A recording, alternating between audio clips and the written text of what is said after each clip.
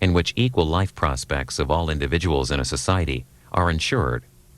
During his lecture, he looks at how social policies based on a cosmic justice theory can result in inequality. The Manhattan Institute in New York City hosted this 40-minute discussion. That's it.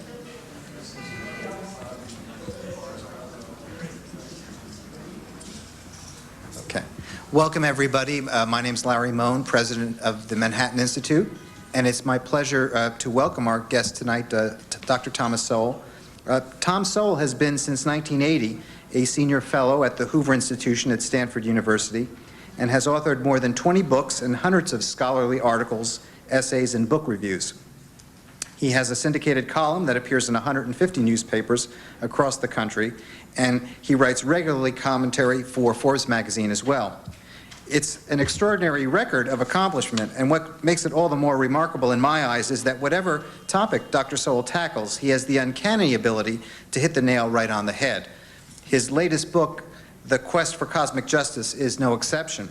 As David Bowe has noted in his jacket blurb, the ratio of insights to words in this book is remarkably high. We certainly agree. Please welcome Dr. Thomas Sowell.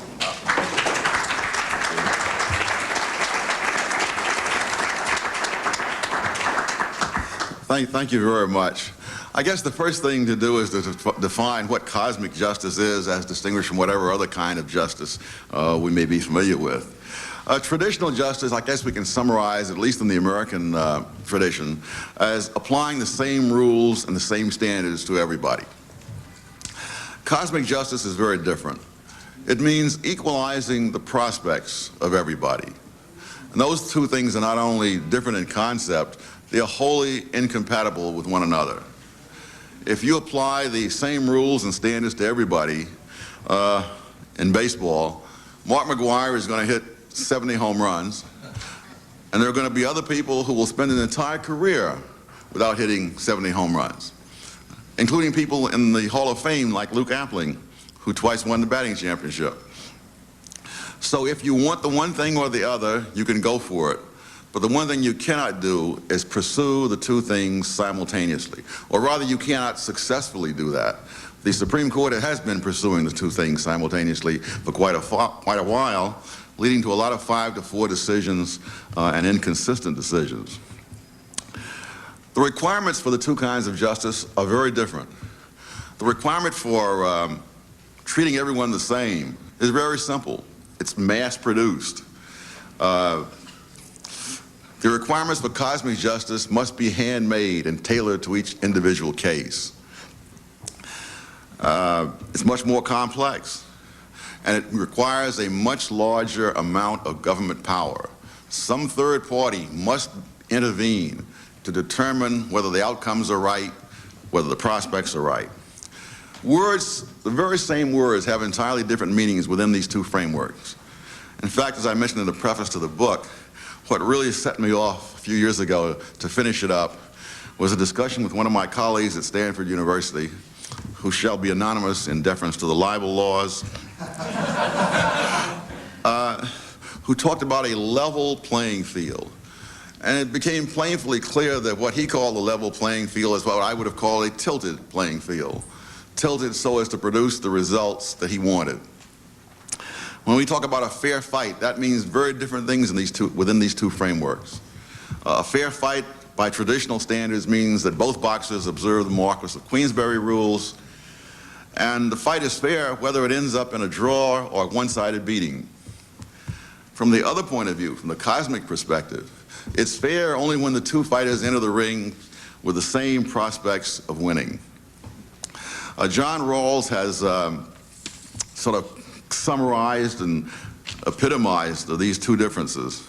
He distinguishes what he calls fair equality of opportunity from merely formal equality of opportunity.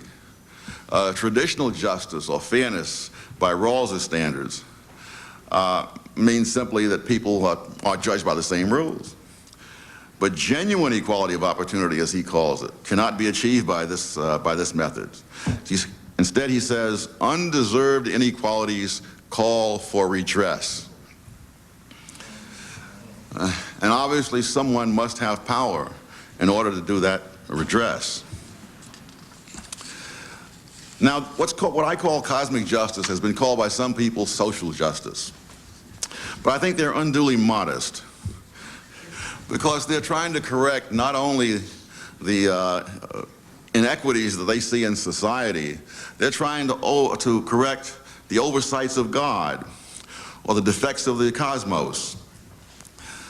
When some people are born with physical or mental handicaps, they want to counterbalance that. And of course, that's not always caused by society. So that when Rawls says that undeserved inequalities, he includes all sorts of things. And that opens up a very large area for others. You can find this perspective on justice, the Rawlsian perspective, in many places, from the street corner community activists right up to the chambers of the Supreme Court. For example, a few years ago, an admissions director at Stanford University wrote a book in which she pointed out that during all her years as an admissions director, she had never required students to submit achievement tests, because some of those students, she said, through no fault of their own, attended schools where they could not have acquired the skills necessary to do well on such tests. So she's trying to redress the inequalities, and therefore she would simply not require such tests. The Educational Testing Service is currently engaging in a renorming of test scores to take into account the social backgrounds and handicaps of the students, so that the score will then, again, redress pre-existing inequalities rather than applying the same standards to everybody. Whenever I hear the notions of fairness in education, I think back to my own education. And I think, thank God, my teachers were unfair to me when I was a kid growing up in Harlem. One of these teachers was a lady named Miss Simon, who belonged to what might be called the General Patton School of Education. I cannot even imagine that Miss Simon gave a moment's thought to my self-esteem. Every word that we misspelled in her class had to be written 50 times. Not in class, but as part of our homework. And there was always plenty of other homework from her and other teachers. And so you misspell 4 or 5 words, and you had quite an evening ahead of you. Very little chance of listening to the Lone Ranger. Now, was this fair in Rawlsian terms? And the answer is no. Like many of the children in Harlem at that time, I came from a home where nobody had gone beyond elementary school. I still remember what a big fuss was made when I was promoted to the 7th grade, because I'd gone further than anyone else. In later years, when I graduated from Harvard, there was no such fuss. They expected me to. But fairness was never an option. There was nothing that Miss Simon or anybody else could do about the fact that we came from homes where we did not have books and magazines, and we were not as familiar with those words as people from other neighborhoods might have been. So that was never an option. Nothing that schools could have done would have changed that. It would have been an irresponsible self-indulgence for them to have pretended to make things fair. If there's anything worse than unfairness, it is make-believe fairness. They could, like the College Board apparently is trying to do, pretended that we knew more than we did. And that would have made them feel good. It would not have done much for us. Instead, they forced us to meet standards that were a little harder for us to meet than that were for some other kids, but far more necessary for us to meet, because that was the only way out of poverty. Many years later, I happened to run into one of the other kids from Harlem who went to that same school at the same time. And by now, he was a psychiatrist. He owned a home in the Napa Valley and property out there. In fact, now he's retired, living overseas with servants, while yours truly is still trying to make a living. But as we reminisced about things that had happened in the old days and what had happened in between, one of the things he mentioned was that over the years, his various secretaries had commented on the fact that he seldom misspelled a word. I told him that my secretaries had made that very same observation, and that if they knew Miss Simon, there would be no mystery as to why we did not misspell words.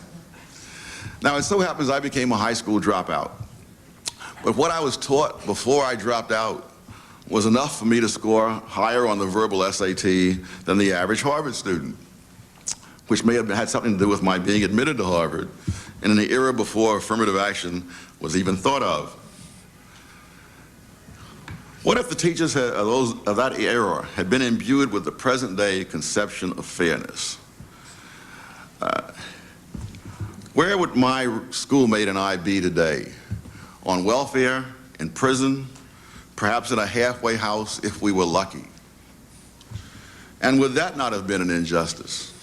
To take individuals capable of independent, self-supporting, and being self-directed women and men with pride in their own achievements and turn them into dependents, clients, supplicants, mascots. Now, the primary purpose of mascots is to minister, to symbolize something that makes other people feel good. The actual fate of the mascot himself is seldom a major consideration. The argument here is not against real justice or real equality. Both of these things are desirable in themselves. The only argument is that some versions of these things are simply impossible, and that trying the impossible has costs and real dangers as well. After all, the people who manned the communist movement around the world before the Soviet Union was established didn't devote themselves to this cause for the sake of creating gulags and secret police and territorial aggrandizement. They did it because they were seeking social justice. But what actually happened shows some of the costs and some of the dangers of that.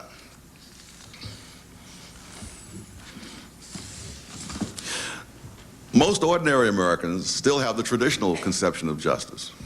And that means that people who have this cosmic notion of justice must misrepresent what is happening as being a violation of traditional justice.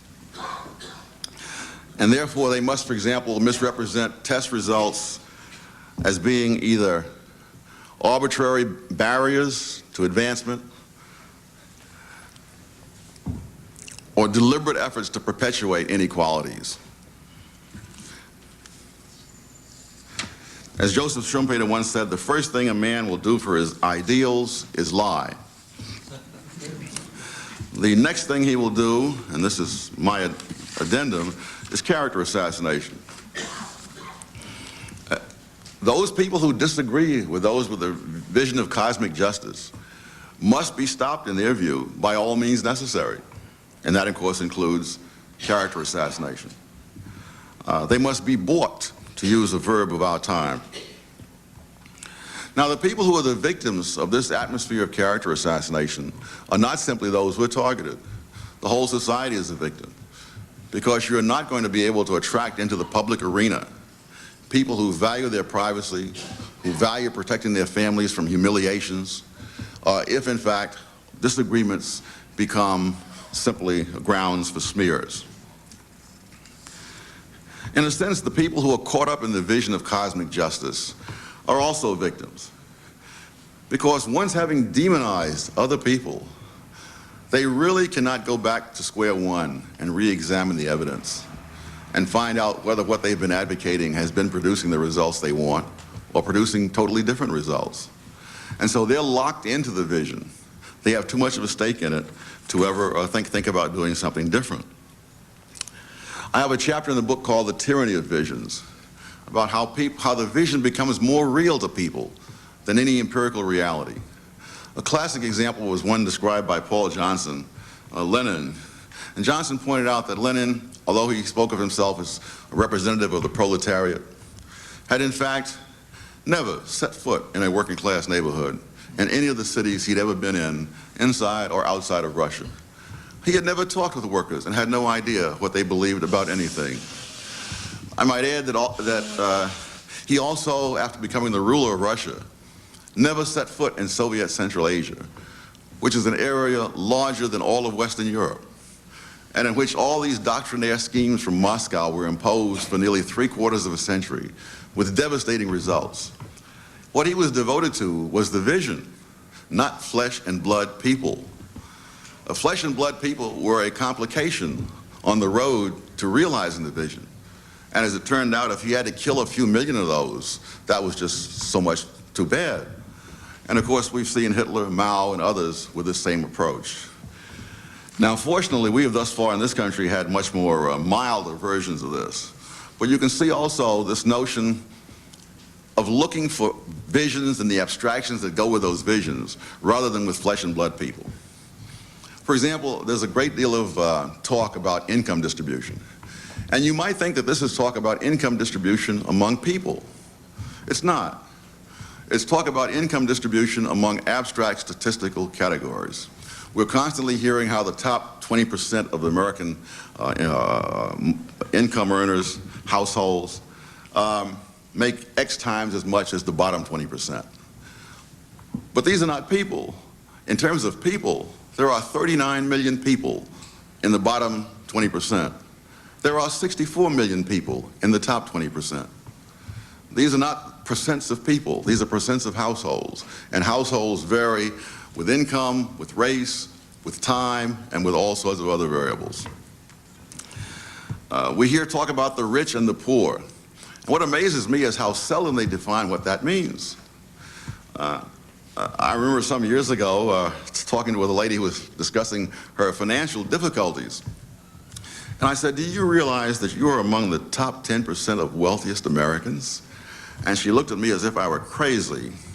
But she was. Merely by owning a home in Palo Alto at California real estate prices. She was one of the 10% top. And if she wanted to move out into a tent with her family, she could have boasted of being one of the richest people around. Unfortunately, if she wanted to move into an apartment indoors, also at California prices, she would have been worse off. Most people have no idea what is meant by this top 20% who are so routinely described as rich, where that begins. And I just received, before I came out here from California, the latest census data. And any household that has a total income of $75,000 is in that top 20%. That is, any husband and wife making $38,000 a year each is in that top 20%. These are the rich whose taxes we dare not reduce for fear of pandering to entrenched wealth. Genuinely rich people and genuinely poor people, I think, would come to something like less than 7% of the total American population. And yet political campaigns and debates are carried on as if these were the two great classes in society, and the other 93% of us don't really count. Rawls has something which he calls the difference principle, which he says that no policy should be advocated if it does not help those on the bottom. Now, the problem with applying that in the American society is that those on the bottom don't stay on the bottom. In fact, in no quintile of the income distribution do the people tend to stay there. People are constantly moving among these brackets. A study was done some years ago showing that at the end of 8 years, more of the people who were in the bottom 20% at the beginning were now in the top 20% than remained in the bottom 20%. So you have this enormous turnover of people in these brackets, and yet the discussions of income distribution are always discussion of the relationships among those brackets, not among flesh and blood people. I think most of us, if every millionaire in America went broke and was immediately replaced by someone in poverty who became a millionaire, most of us would consider that to be quite a redistribution of income. The way the numbers are used, that would be no redistribution at all, because the brackets would have the same relationship to each other as before. And they're talking about the brackets, not about the people who are moving among these brackets. In any case, Rawls has what he calls the difference principle, that those on the bottom, he seems to assume that they're sort of permanently on the bottom, are the acid test of whether a policy is good. If this policy helps millions of other people and does not help those on the bottom, then it should not go into effect, according to Rawls. Now, if you have a fluid society in which anyone who wants to rise has a very high probability of being able to rise, then what you're saying is that you're making the well-being of those who don't choose to do anything be preemptive over the well-being of other people. It means that if someone were to come up with a policy that would benefit masses of people, that would enable, for example, every poor child in America to get the finest education possible, develop his talents to the fullest, that policy should not be put into effect if it did nothing for some wino lying drunk in the gutter. And so what Rawls calls the difference principle, I call the wino's veto. Thank you very much.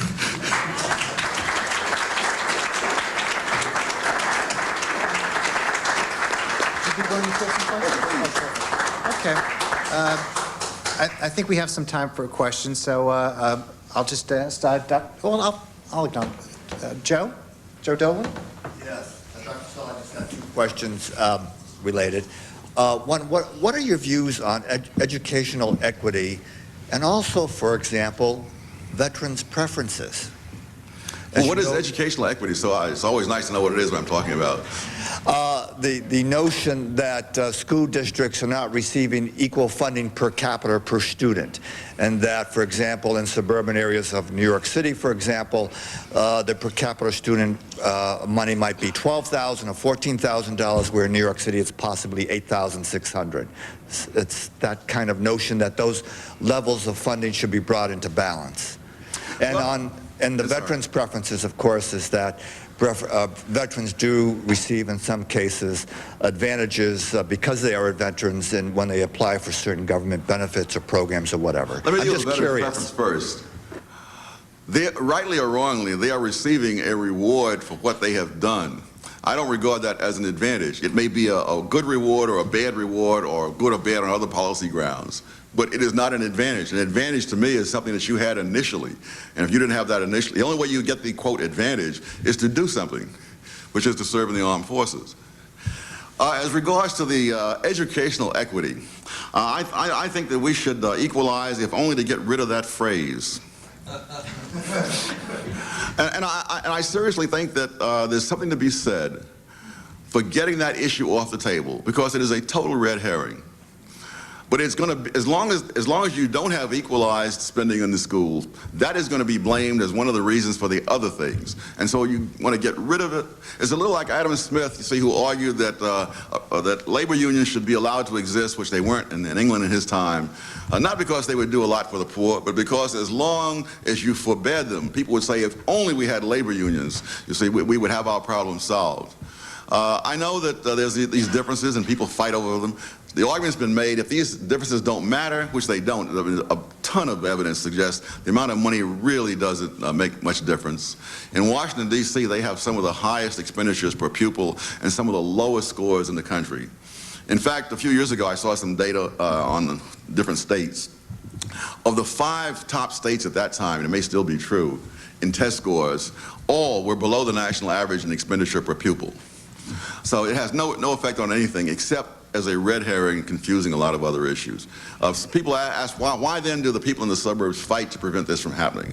Because there are advantages. I take Palo Alto High School as a classic example. Palo Alto High School has 6 tennis courts, some of which I've used, even though I never went to Palo Alto High School. They have a large parking lot, so that all the students will have a place to park their Jaguars and so on. They have a swimming pool, a baseball field. I mean, they're all the works. Now, none of that does anything for education. It's part of their lifestyle, and they want to keep it. Fine. But no, I think that issue ought to be off the table.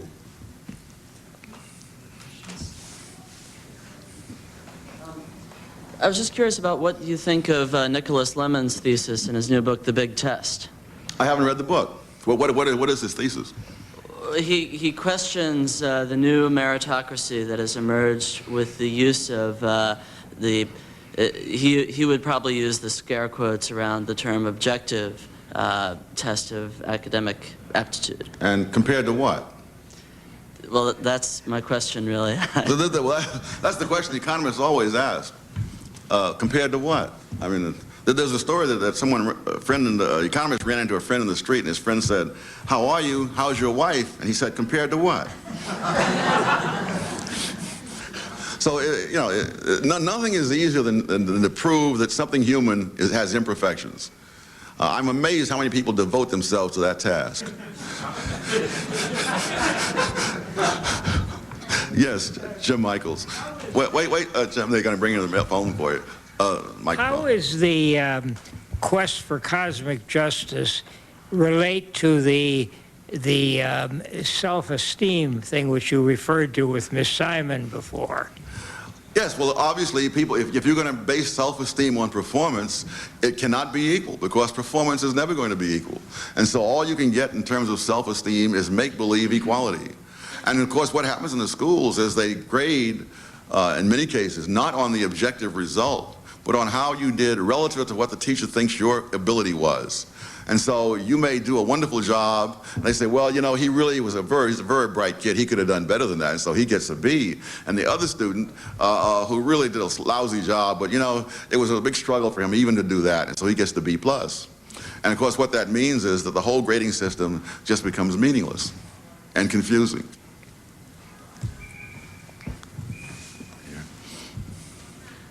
Professor Sowell, what you've said tonight reflects such common sense, such self-evident wisdom.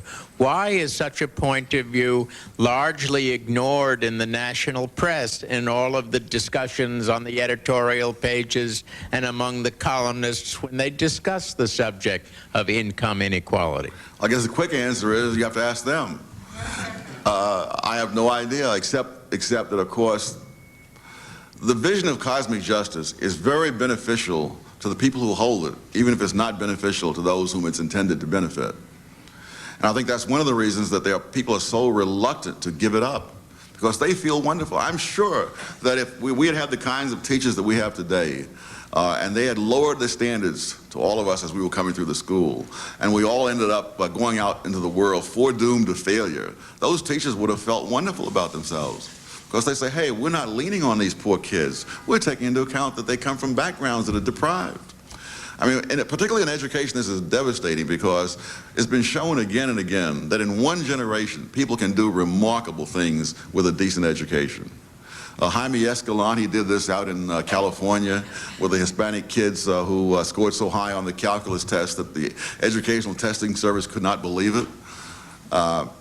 So an awful lot can be done. Language is the same thing, the whole notion that you have to have bilingualism.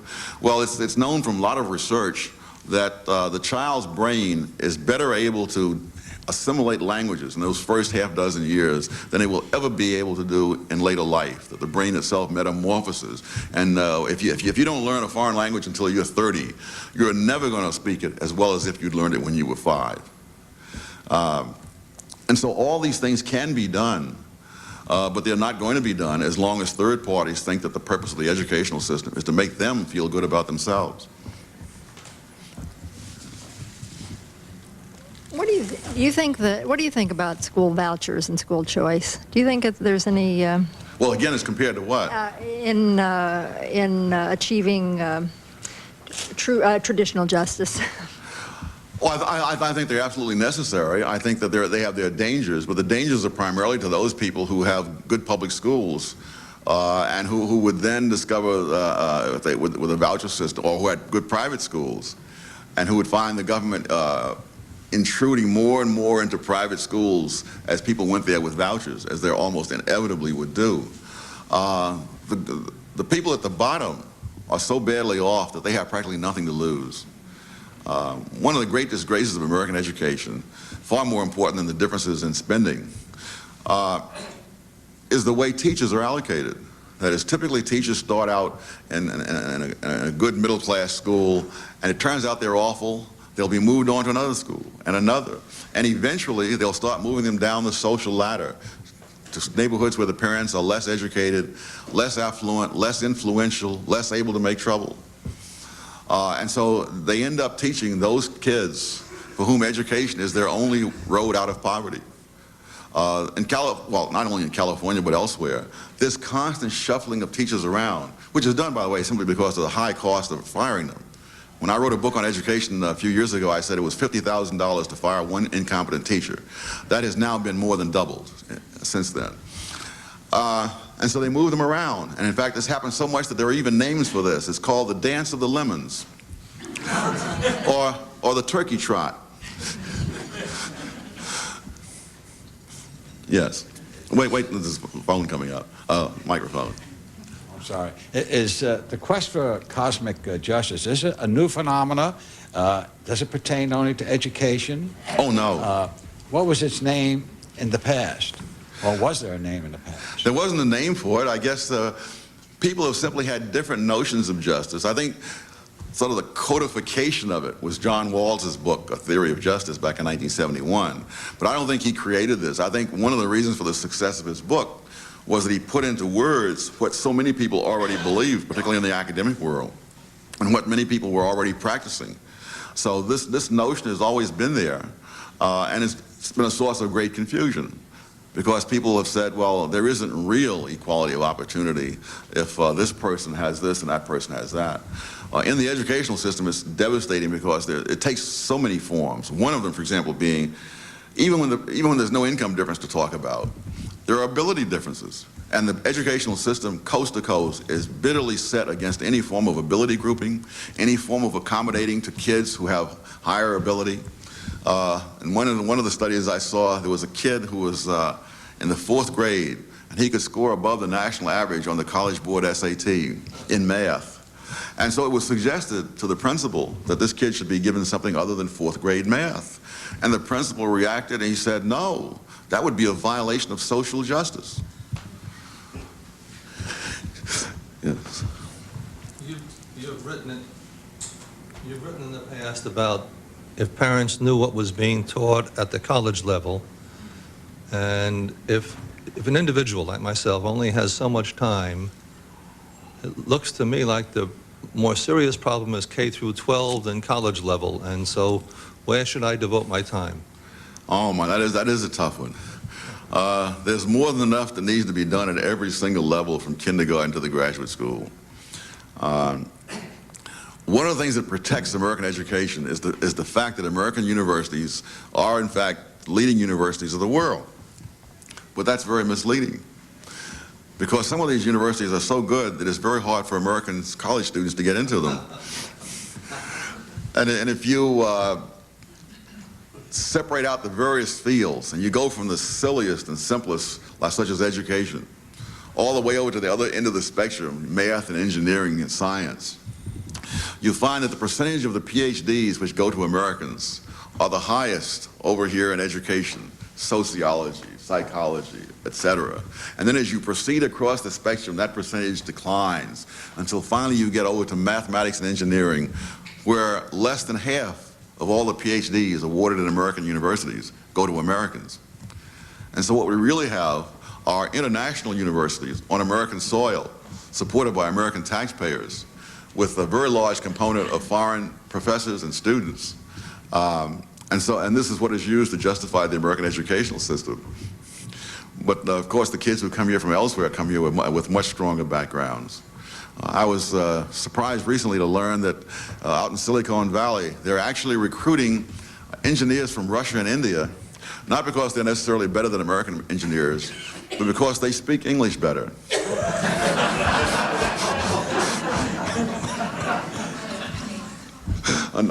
Over here, I guess. Well, someone else in the back. I'll get to you next.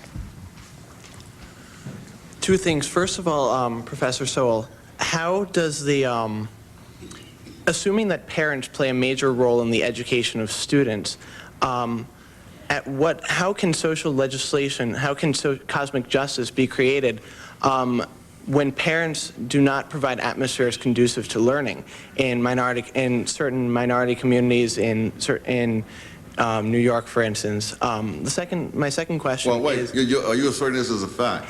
Assuming that parents play a role and the teachers cannot play the only role in the education of students, how can cosmic justice be created in an atmosphere where parents have not created a conducive learning atmosphere?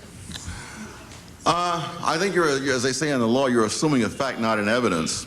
I know this is one of the great beliefs in the educational establishments, that all problems in the educational establishment are caused outside the educational establishment. The evidence on that is not compelling. And what is especially not compelling is the determined effort of the NEA and other parts of the educational establishment to prevent this belief from being put to a test.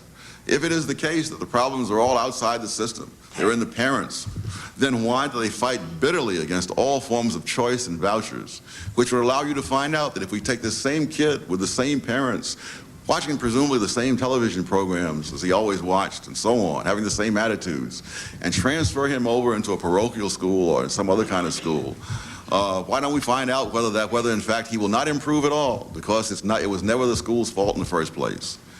The bitterness of these battles are hard to exaggerate.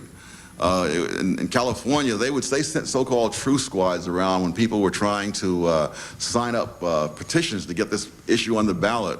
And some of these people were not above using intimidation tactics to prevent people from signing. In New Jersey, one of the big companies, I think it was Pepsi-Cola, was prepared to give scholarships to low-income kids to go from the public schools into the private schools.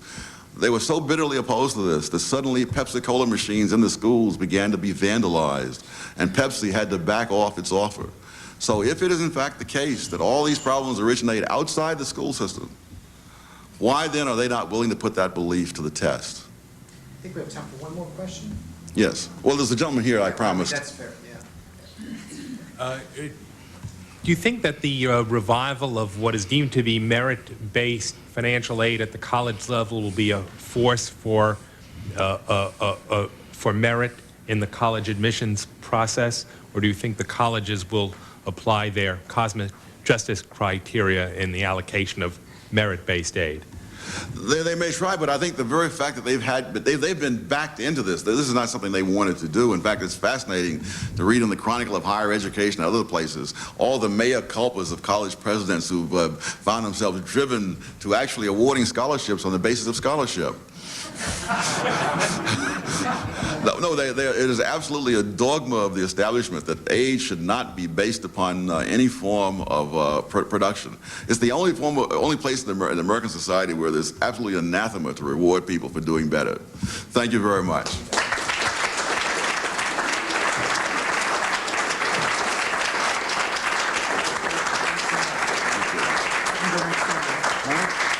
Just can join us for cocktails now next door here. Thank you. Right in here.